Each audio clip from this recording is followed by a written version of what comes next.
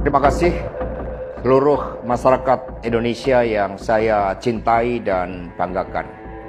Cerita ini diawali pada tanggal 7 Mei 2024 ketika saya menghadiri pidato pemilu dan jalan kebudayaan yang disampaikan oleh Prof. Sulistyowati di UI. Di situ saya bertemu dengan Bapak Novel Baswedan, Pak Rocky Gerung, dan tokoh-tokoh civil society lainnya. Ketika saya bertemu dengan Mas Novel Baswedan, beliau menanyakan ke saya perlu konfirmasi apakah betul PDI Perjuangan yang memelopori perubahan Undang-Undang KPK yang mengkerdilkan KPK di dalam upaya pemberantasan korupsi. Saya katakan dengan tegas kepada Mas Novel Baswedan saat itu, inilah kalau ada hal-hal yang buruk oleh Presiden Jokowi selalu dilimpahkan kepada PDI Perjuangan dan juga Ibu Megawati Soekarno Putri. Tetapi ketika ada hal-hal yang positif selalu diambil oleh Presiden Jokowi tanpa menyisakan benefit bagi kepentingan PDI Perjuangan. Mengapa saya katakan seperti itu? Revisi Undang-Undang KPK termasuk kabar buruk yang disampaikan bahwa itu adalah ulah PDI Perjuangan. Sebagai Sekretaris Jenderal DPD Perjuangan, saya sampaikan kepada Mas Novel bahwa saya adalah sekjen yang sangat getol menjabarkan perintah Ibu Megawati Soekarno Putri bagaimana PDI Perjuangan memerangi korupsi. Karena itulah tuduhan bahwa revisi Undang-Undang KPK diarsiteki oleh PDI Perjuangan itu sangat salah. Saya ingat ketika saya bertemu dengan Presiden Jokowi di Istana Merdeka menjelang Mas Gibran dan Mas Bobi mau mencalonkan sebagai wali kota Solo dan wali kota Medan. Saya mengatakan kepada Pak Presiden Jokowi sekaligus untuk menguji keseriusan beliau di dalam mencalonkan anak dan menantunya.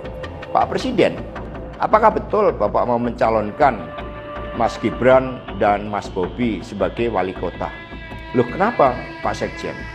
Karena ketika Mas Gibran dan Mas Bobi sebagai wali kota, maka otomatis dia menjadi pejabat negara. Dan ini akan sangat rawan terhadap berbagai bentuk gratifikasi, suap, dan berbagai tindakan korupsi lainnya. Presiden Jokowi sempat termenung saat itu. Dan kemudian dari situlah saya merasakan bahwa pertanyaan saya ini sangat mengusik perhatian dari beliau. Karena saya tegaskan bahwa ketika Mas Gibran dan Mas Bobi menjadi wali kota, maka dengan mudah akan terkena operasi tangkap tangan dari KPK dan juga aparat penegak hukum yang lain. Maksud saya bertanya kepada Presiden Jokowi adalah untuk mengingatkan bahwa beliau sudah presiden. Buat apa kemudian anak-anaknya harus menjadi wali kota, dan itu mengandung suatu risiko-risiko politik, mengingat presiden juga berhadapan dengan begitu banyak pihak-pihak yang selalu mencoba berhadapan dengan Bapak Presiden. Tetapi beberapa saat kemudian saya menerima salah seorang menteri dan beliau mengatakan kepada saya bahwa sudah mendapatkan arahan dari Presiden Jokowi untuk melakukan revisi Undang-Undang KPK. Saat itu dijelaskan berbagai pasal-pasal penting, misalnya bahwa pimpinan KPK tidak otomatis bertindak sebagai penyidik. Kemudian ada beberapa pasal-pasal yang tidak memungkinkan bagi penyidik independen untuk bergabung ke KPK.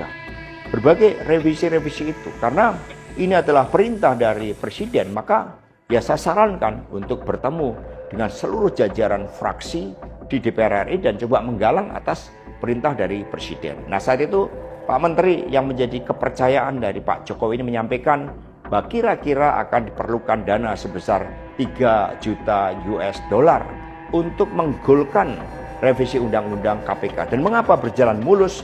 Karena Presiden Jokowi punya kepentingan untuk melindungi Mas Gibran dan Mas Bobi.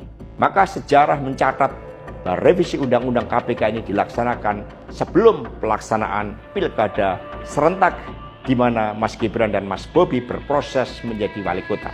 Maka ketika terpilih menjadi wali kota, amanlah dari berbagai persoalan hukum karena KPK sudah dilemahkan. Jadi dari keterangan saya, yang saya pertanggungjawabkan secara hukum, secara politik, yang saya pertanggungjawabkan di atas Tuhan yang Maha Kuasa tentang kebenaran pernyataan saya ini, meskipun tanpa bukti, rakyat Indonesia bisa mengetahui bahwa pelemahan KPK dilakukan oleh Presiden Jokowi, kemudian dampaknya dituduhkan kepada PDI Perjuangan. Ini jawaban buat Mas Novel Baswedan. Terima kasih. Tegakkan kebenaran. Satyam Eva Jayate. Merdeka. Download Tribun X sekarang. Menghadirkan lokal menjadi Indonesia.